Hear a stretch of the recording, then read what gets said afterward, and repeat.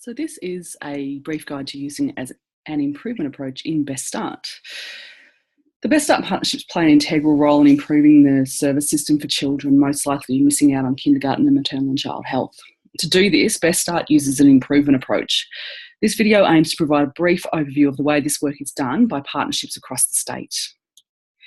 The improvement approach involves the partnership looking at local data to determine who are the most vulnerable cohorts in their community, as well as where Aboriginal children are living within their community. The partnership may consider evidence such as AEDC data, kindergarten or MCH participation data, locally collected attendance data from kindergartens, essentially any data that gives a view of the local picture and which children are missing out. The partnership then works together to determine the barriers to participation of these groups, and then brainstorms ideas to work out how the service system can improve to better meet the needs of these families. This results in the creation of a logic model to drive the work of the partnerships for 12 months. The next step is crucial in the improvement approach. This is where the partner organisation think of small changes in practice they can test next week and measure for impact on the target cohorts or the service system. They keep change ideas small. They may be small but can have an impact, a big impact. For example, they may be with 1 or 2 or 5 families over a week to see what the impact of the change in practice is. It doesn't have to be with every child or every family that walks through the door. It can be trialled by one staff member for 1 week to see what can be learnt by the change in practice. The smaller, the better. Because the partner organisations test ideas and learn. Learning is the key in the improvement approach. So small plan, do, study, act cycles, known as PDSAs, are trialled. The partnership asks, what did the people or services testing learn from their small PDSA, and how can that learning be incorporated into future PDSAs? It may be something that worked or something that didn't work, and the individual testing the idea can hypothesise why something did or didn't work and what they could try next time to make it more effective based on what they'd just learned. They may find that they learnt something important about engaging those most disengaged families, but the change idea tested was not sustainable in the long term. The partners may have ideas about how this learning can be incorporated into future testing in either the same organisations or other services. There's just so much learning to be done. These PDSA cycles are rapid, and partnership organisations complete many of them, learning more and more as they go. Combined, these small change ideas can make a big impact on the service system as a whole, particularly for families experiencing vulnerability and Aboriginal families. Organisations share the learnings from their PDSAs across their partnerships so that others can learn emerging practice principles from the small changes made within organisations. And ultimately, we look to share that across the service system as a whole, across the state, across Best Start sites. So this is the snapshot. We look at the data, we work together to work out what the barriers to participation are, and then we decide on some changes that can be made that might actually help improve those, to overcome those barriers. But it's important that we measure impact. In order to know that we are making an improvement, we need to measure. Best Start now has a strong focus on measurement, and this occurs at several levels. The impact of individual PDSAs is measured by a range of data and will depend on the PDSA being conducted. It might count the engagement of individual children in early childhood and maternal and child health, or increased referrals between services across the system, such as the number of Koori maternity service nurse or Koori engagement support officer referrals to universal maternal and child health, or vice versa. What is measured will be based on the PDSA that is being implemented. The PDSAs are stored in the Best Start portal, but the data is not tracked by the dashboard. The most important thing about the PDSAs is the learning, so any data that can demonstrate that an idea has or hasn't had an impact is really useful. Short-term impact across the service system is measured through surveys of families and services conducted quarterly.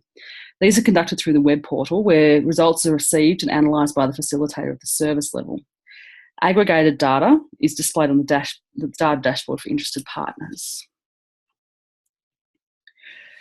For measuring medium and long-term impact across the service system, the department will provide administrative data such as kindergarten participation rates, early start kindergarten uptake figures, maternal and child health care ages and stages visits data when we can get that, and Australian Early Development Census data.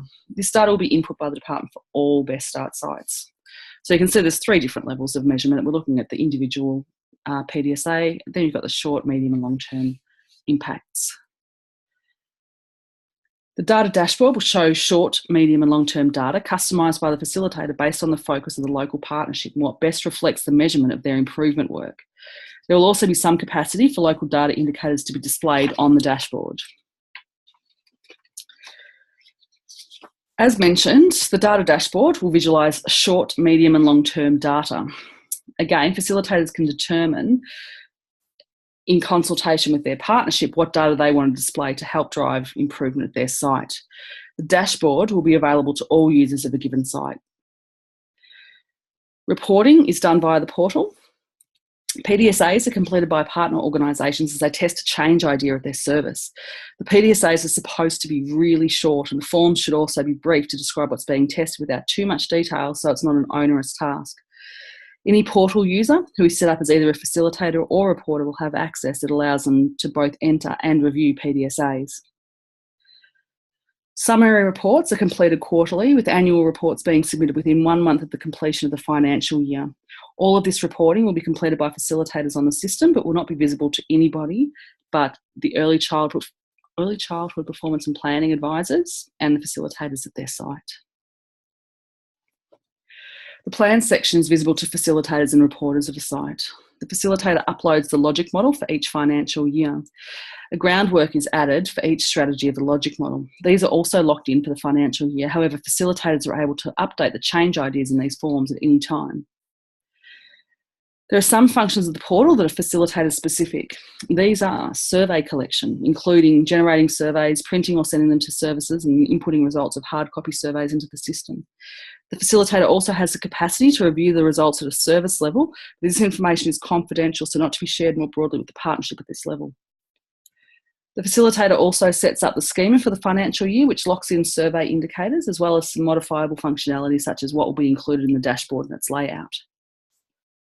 The Manage tab allows facilitators to add services who will receive surveys for either the service or their families to complete, and users who will access the portal itself to view the dashboard and complete PDSAs where appropriate. So you can see that's the functionality of the portal.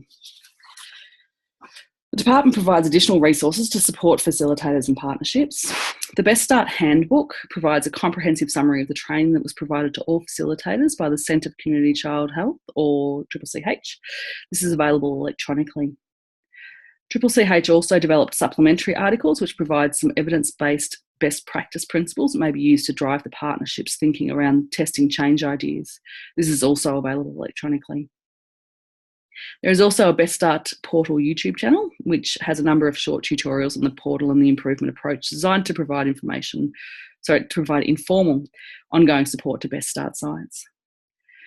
The department has established a collaboration site where information is shared, including useful links, and allows facilitators to also discuss issues and solutions with other sites. The collaboration site is only successful when facilitators actively participate in sharing information.